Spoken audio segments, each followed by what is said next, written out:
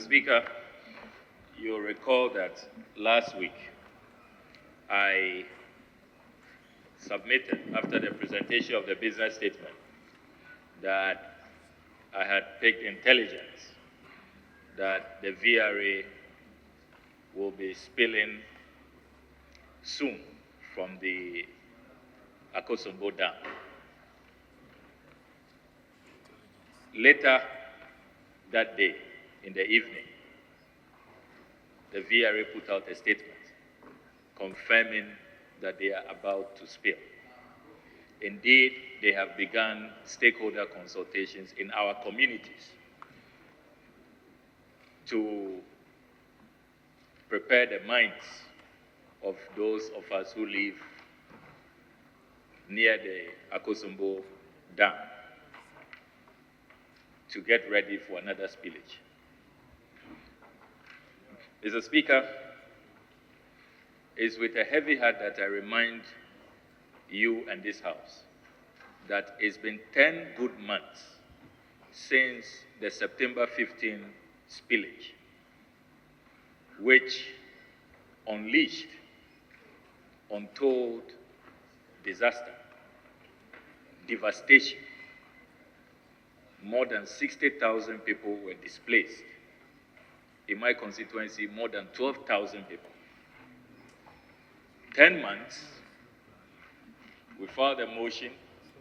The Speaker assured us that there will be a committee of inquiry so that, most importantly, we learn lessons. I'm not even too fixated on any sanctions or punishment per se. That's not our interest, really. Best practice all over the world. When disasters of this nature occur, they carry out a probe so that it will lead to institutional reforms, so there will be far-reaching recommendations, so that lessons can be learned, and then it will be avoided. As we speak, there are people still living in tents. If you go to Mepet Degome Tent 1, Mepet Degome Camp 2, Camp 1, Camp 2, there are hundreds of our fellow citizens still living in tents. So those living in tents who lost their properties, Mr. Speaker, how do you think they see us when they hear of another statement? There's going to be spillage soon. And indeed, my follow-ups indicate that the spillage could be as soon as the 1st of August. That's what I'm picking up from my usually reliable deep throat sources. So Mr. Speaker, it's so imminent, 1st August. And here we are. The tourism minister knows, he was at the Ministry of Energy. He knows that all my sources are usually impeccable and unimpeachable, So Mr. Speaker, here we are, 10 months. And I'm not aware of any inquiry, even by the Ministry of Energy or by the VRA itself, that will help us as a country to learn lessons and to prevent this disaster from recurring. So for the umpteenth time, I'm asking leadership, the majority chief whip, when are we going to commence this probe?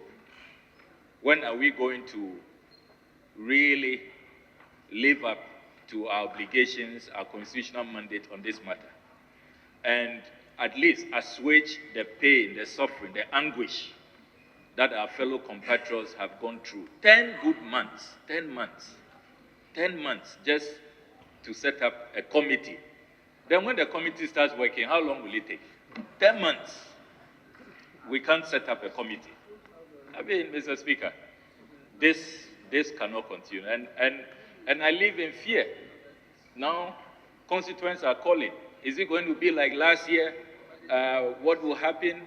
And I'm not aware that even the preparedness measures, how to construct evacuation centers, how to make sure this time people are aided out of harm's way, and all of those things that need to be done. I'm not sure that they've been done.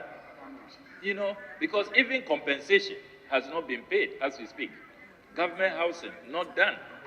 So, Mr. Speaker, it's as if, this disaster is being ignored and sections of our citizenry are being left on their own. I don't want to believe that that really is the motive.